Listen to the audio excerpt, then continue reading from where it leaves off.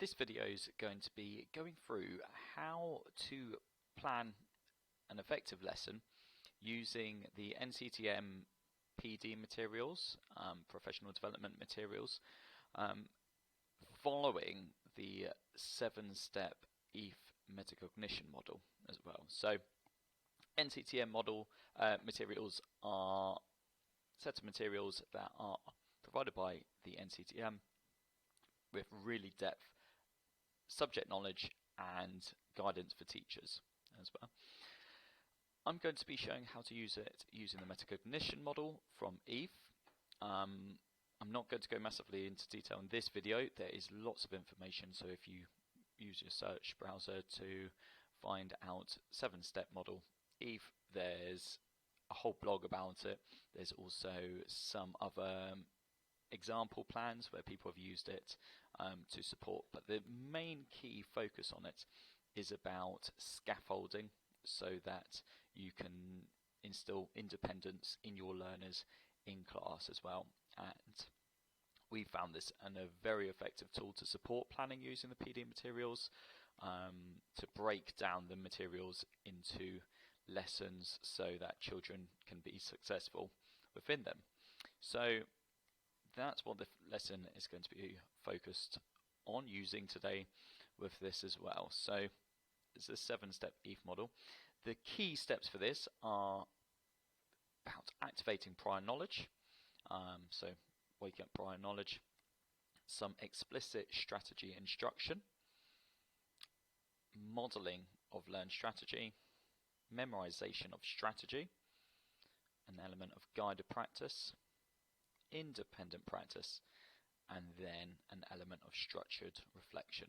So this video is going to be breaking down how you can use those steps within the PD materials within that. So first off, I'd just like to highlight a document that I've made prior to this, which is about CP, curriculum prioritization, but also works for the PD materials too. So if you are new to planning with the PD materials or CP materials, this is kind of just a little run through of some of the key information. So there's lots of information about how to access the materials, so going through the website, but also how to break it down. There's a little bit of prior knowledge, some frequently asked questions. So I've almost just taken the content and just put it into one document, which might support staff that are new to these as well. So lots of links and just some top tips about how to get started within an element there as well within it. And there's a QR code here, so if you would like to access that, so scan that, it should take you through to that document just there. So I'll take you to this document where there's lots of links in this as well for that support for planning. Okay, so first step, I'm going to just show you how to access the materials through the PD element. There's lots of ways to find the subjects within it, but I know the lesson that I'm going to be teaching is in the fraction section. It is unit fractions, year 3, and first thing I'm going to do is I'm going to download my teacher guide, and I'm also going to download my representations as well. So this is the PowerPoint, so that will come up in my PowerPoint. I already have it here ready as well. Okay, so those are my first steps that I'm going to be doing. So first off, coming to the PD documents, the very first thing I'm going to do is I'm going to read my overview of learning, and that is something sometimes people overlook, but very useful points. I'm not going to read it through now, but that is a really useful part. One top tip I think people do really well, and I'm going to do it right now, is actually if you're working across a group of classes, then I'm going to actually just copy and paste this into my slides at the beginning. So I'm just going to add a slide right at the beginning. Oh, let's make it this one.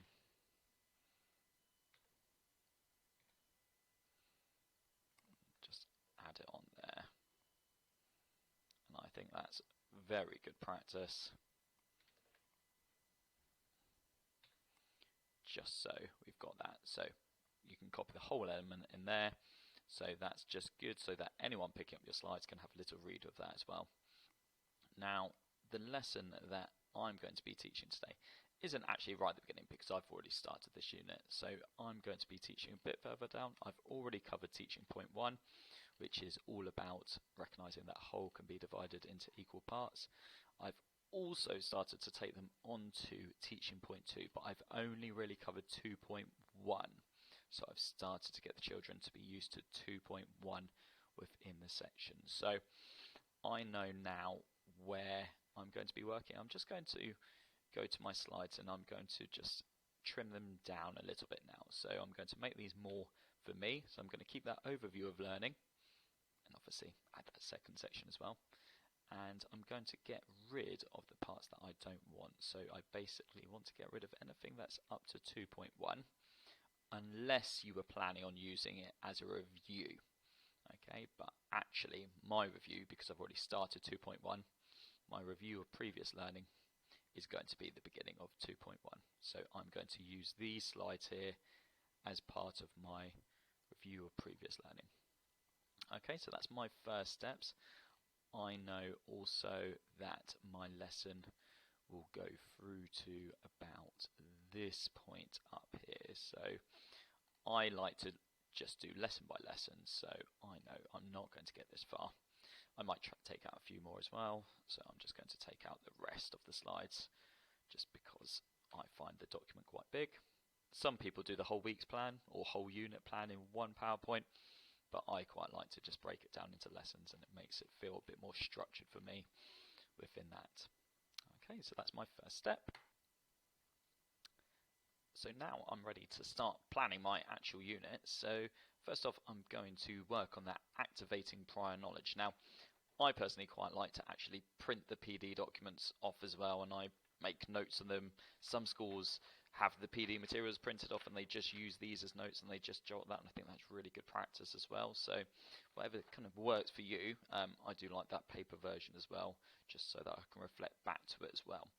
But for starters, we're now going on to that activating prior knowledge. So this is really just about getting that knowledge from that previous step of learning, or whether it was a little bit before, that prior knowledge ready so that we can start the new learning today. We can always say, what did we do yesterday? Children generally don't remember what they did yesterday, so actually that's where the PD documents are great, because it's got the visual representations that are already there, and that just gives children that knowledge or that thing to remind them, that's what we did yesterday, and a bit of practice, just of a few questions, just so they are there. A bit discussion times, partner talk as well, works really well for that section too. So we're going to look at this activating prior knowledge, and I've now started to use those PD documents. So I've copied over those overview sections, so that's there now ready. And now I'm going to use those steps from, it was 2.1, which is, let's have a look at the PD documents, which is all about using the language here. So they've completed step 1.2 already, which is about dividing into equal parts, and step 2.1 is about recognizing that the whole's been divided into 3 equal parts and one of the parts is shaded. So my children have already done this section. This is where they got to and their last step of learning. So this is going to be our activation of prior knowledge. So usually it's just a case of going the step ahead, step behind, but sometimes you need to reflect a little bit and think, actually they need something back from when they did their previous unit on fractions or whatever subject you're doing. So think about that long-term journey. What knowledge do those children need to use? And often the PD documents will reference sections as well, so that's where really reading through them and that previous unit at the beginning really helps. So do think about those. Okay, so this is what we're going to be basing the activation of prior knowledge on. So I've now edited the slides, so I've used the representations there, but I've added the sentence stems in here as well, because we like to have the sentence stems up on the board. Number one, it supports the children with their reading and their knowledge, but also really supports the teachers within the lesson as well to keep that track of what they need to be saying too. So we've got sentence stems up on the boards there, ready for each of those different ones, ready to go. So they are there. And this would be a case of, for the first one, it would probably be I say, then you say, then we say. But as we go through, I might mix it up and go you say, we say, just so they're starting to get a bit prior used to that as well. Now, I've used the notes section, so to add notes for my support adult, so adult support to ensure that children are joining in with the sentence stems, tuning into those children, checking that they are doing it, giving that positive praise, and then I've put my focus children of who it is that I know that might need that little bit of support. Maybe in the last lesson they struggled a little bit of that sentence stem, they had a bit more support, so those are the children just to focus on. So that's up there. So this is going to be, for my lesson, is going to be a group activity, so we're just saying, it's going to be quite quick, just using those sentences, going through there, and I've just labelled activating prior knowledge, so that is that first step of the learning within there. So we've got all of those examples. I've then chosen to use just a little bit of a kind of quiz activity just to get them started as well, just to get them going. So you might not want to do this. You could do this as a sorting activity. You could do this as whiteboards and discussion. So that's up to your teacher knowledge of how you'd like to do this. I'm going to just have a quick quiz. So I've just got basically similar examples of what we've just done.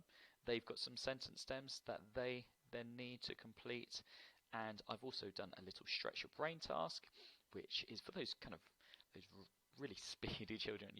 We've all got them, and we think, oh, they want to get going. So having something that they're not just sat there doing nothing, they've got a little challenge just to be going that little bit deeper within their maths. So once they've completed those on the whiteboards, they've then got to draw their own shapes that might have matched that. So for example, they could have gone for the 1/3 section, so where it's been broken into 3 equal parts, and they could draw different shapes that have been broken into 3 equal parts and 1 part shaded on all of those. So they're going that little bit deeper, starting to recognise that fractions could be seen in different ways, but they're not going on to the next step of learning because we're working whole class, we're all going together. That task is just to take them that little bit deeper, get them that real excitement, that bit of buzz as well. We could share some of those examples as well within the class. So that is that activation of prior knowledge. So I'm just going to show you now the original PD materials. So let's flick down to what we are. So that was the original step, and then I've made those changes to these as well. So I've added the sentence stem. I quite like these to, if you do, I do, you do, you can type up here as well, have that as well. So you can make, it's all about making those changes to the slides, and then I always put my resource in there as well, which is there. So actually I could then model this, so either using the tools, writing tool within PowerPoint, or using something like ClassPoint or anything else that does the same thing, where you can annotate on the slides as well, saves you having to change between different things within the session as well. And I like that live kind of seeing that model so that children can do that. So that is all about our activation of prior knowledge. So the next step is our explicit strategy instruction, and this is just quite a short part where you're being really clear about what the children are going to be learning. So after that prior learning, I've just made it really clear. My school, we just use the teaching points, so we just take that teaching point and then describe what it is they're doing. So fraction notations can be used to describe an equal part of the whole. One equal part of the whole is called a unit fraction. Each fraction has a name. I'd probably then simplify this and say, today we're going to be learning how to write the symbol for breaking in shapes into equal parts and recognizing the whole. So we're going to just simplify a little bit there as well. So we're then going to then start to go to that next step of that 7-step modeling. So that is modeling of learned strategy. So this is where just I verbalize my thought process about the task and the choice of strategy. And we can also talk a little bit about managing the emotions as well. So that's that resilience coming through there as well, and just talking what you're thinking through. So this is very much just me talking about this bit as well. So that's that modelling. You might just call this an I do. A lot of schools just say that's an I do strategy. So I've used the slides. This one's already pre-made for there. The whole has been divided into 3 equal parts. One of them has been shaded. Okay, so for example, my modelling for this part would be I'd be running through, and if these are all animated, these bits, so the first part would be, and I'd use my whiteboard alongside this. I'd probably have my clicker, so I'm showing it on the PowerPoint. So, looking at this shape, I can see that that shape has been divided into 3 equal parts, and I could just use this section as well, so I'll put this into presentation. So the shape has been divided into, I then write my divisor bar, into 3 equal parts, because I can see there's 3 parts within that shape. So the whole's been divided into 3 equal parts. I can now see that one of those parts has been shaded. So I write that 1 above my divisor bar. So I'd model that one first, recognize that. What does my 3 represent? My 3 represents how many equal parts there are. What does my 1 represent? My 1 represents how many parts have been shaded. So at that point, I'm then going to go into memorization of strategy. So memorization of strategy is where we are looking at the pupils understanding what we've just been talking about. So it's that memorization. So we do it. So actually, now we're just going to do one together and see if they can do that alongside with me. So I would then say, for my children, I've got at that point on my slides, let's go back to that. I've then put exactly the same slide as a we do. So we've got a we do for this one, and my one is, so we'd have that together. Okay, so the whole has been divided, and I'll get my children to do that with me as well. So the whole has been divided into 3 equal parts, and then one of those parts has been shaded.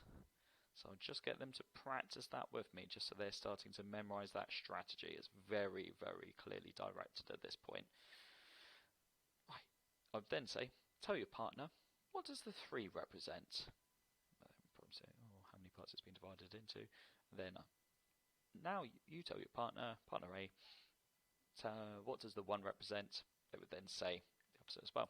Okay, so that would be that memorization of strategy. So I might want to do a couple of those. It's kind of up to you and your class how many of those it's really clearly directed.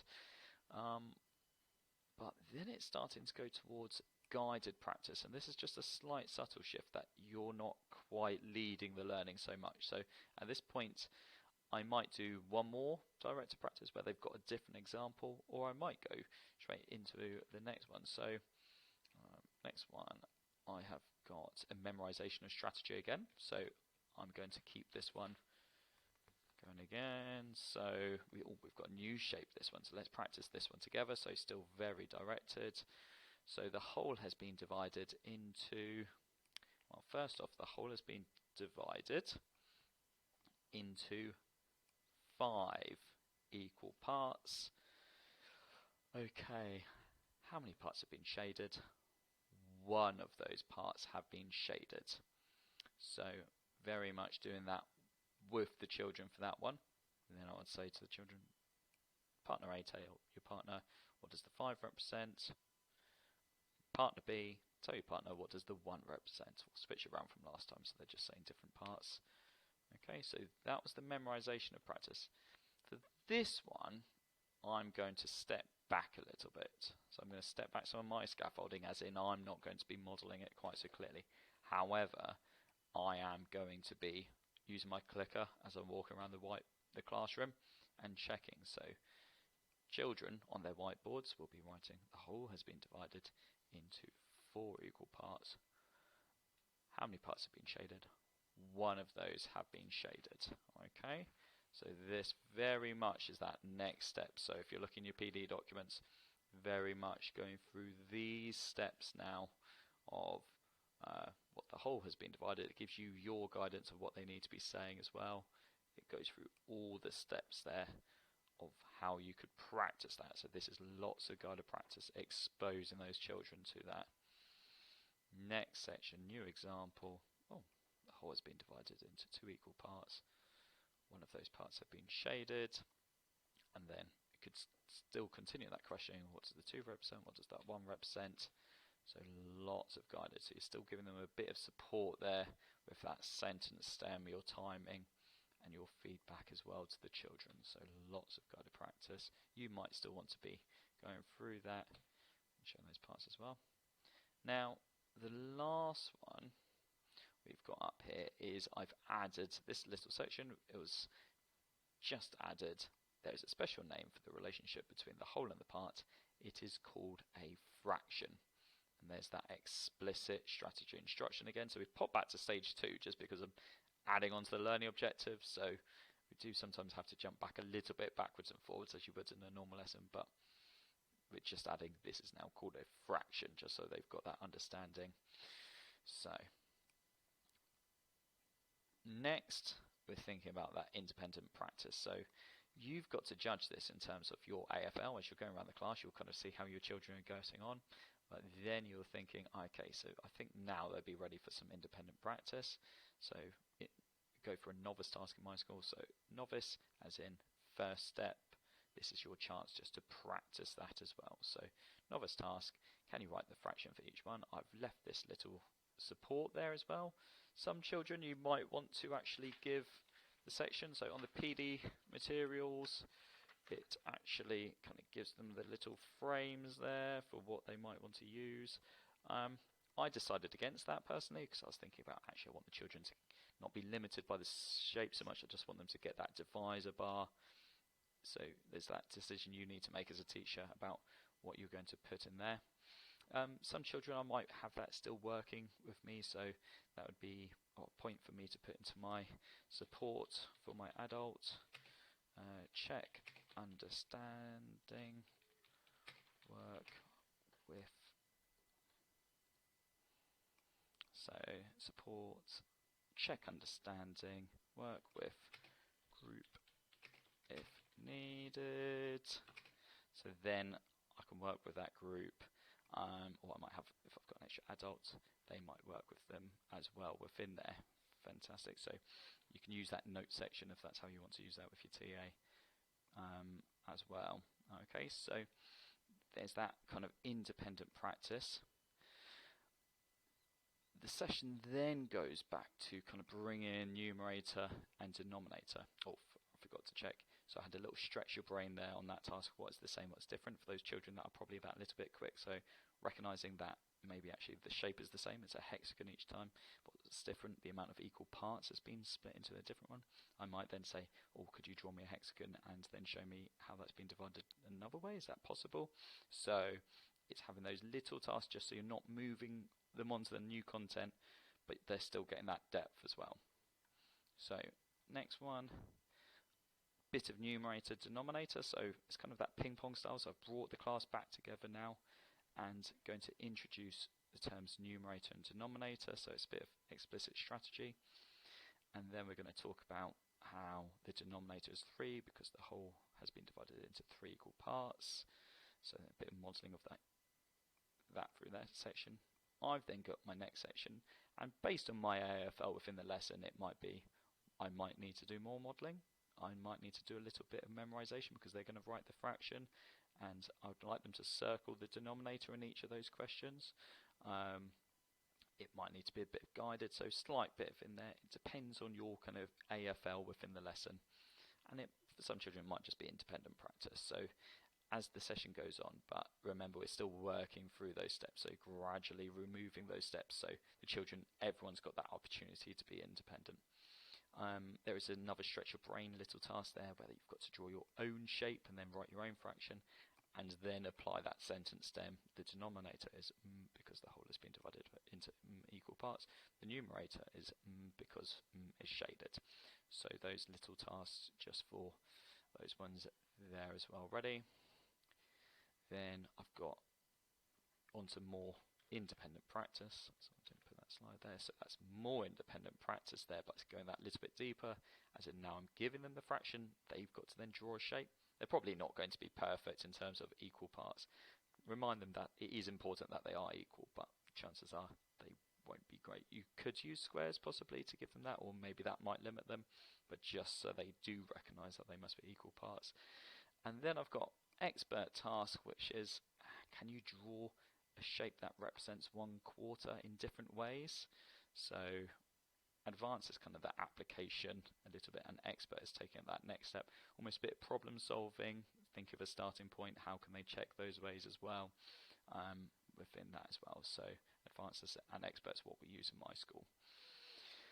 So we've worked through those steps of that independent practice. I don't think we said, but independent practice is what it is. The children complete it by themselves without support. We're drawing that support away. Okay, some children might need it more as guided practice and then have independent practice. You might need some extra resources for that.